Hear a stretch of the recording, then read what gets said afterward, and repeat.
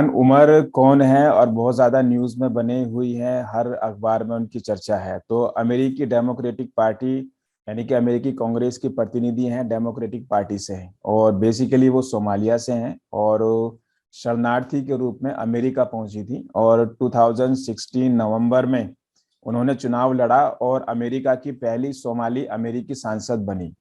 तो हमारे एग्जाम के लिए बहुत ज़्यादा इम्पोर्टेंट है कि वो कौन सी कंट्री से हैं और कौन सी पार्टी से हैं और अमेरिका में वो किस पोस्ट पर है और क्यों चर्चा में है।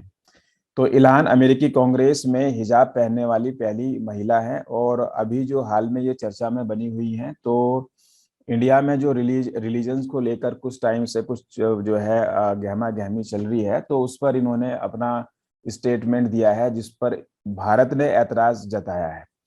और इससे पहले वो चीन का जो उइगर मुस्लिम है, तो उस पर भी वो अपना वक्तव्य दे चुकी हैं। ठीक है, तो आए दिन चर्चा में रहती हैं। फिलिस्तीन और इजराइल की भूमिका में भी वो कई बार अपना रुख जो है बता चुकी हैं।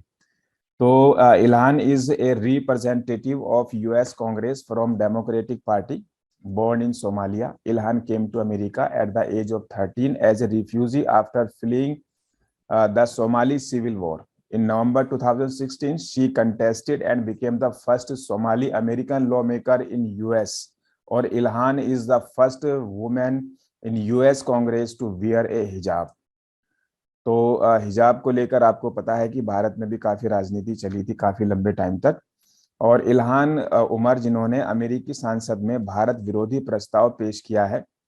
अमेरिकी सांसद इल्हान उमर ने भारत द्वारा किए जा रहे मानव अधिकारों की उल्लंघन करने की निंदा की है और बल्कि उसके लिए एक प्रस्ताव भी पेश किया है। और उन्होंने भारत को धार्मिक स्वतंत्रता का उल्लंघन करने वाला घोषित करने की अपील इस प्रस्ताव में की है। ठीक है, तो US lawmaker Ilhan Omar has moved a motion to condemn human rights violation by India. He has appealed to declare India a violator of religious freedom. और तो इस वजह से चर्चा में बनी हुई है। और अमेरिकी सांसद इल्हान उमर ने भारत द्वारा किए जा रहे मानवाधिकारों के उल्लंघन की निंदा करने के लिए अमेरिकी संसद में प्रस्ताव पेश किया है।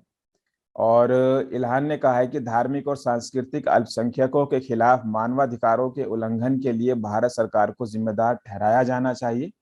और इल्हान के इस प्रस्ताव को सांसद रशीदा तलीब और जोआन वर्गास का भी समर्थन मिला है।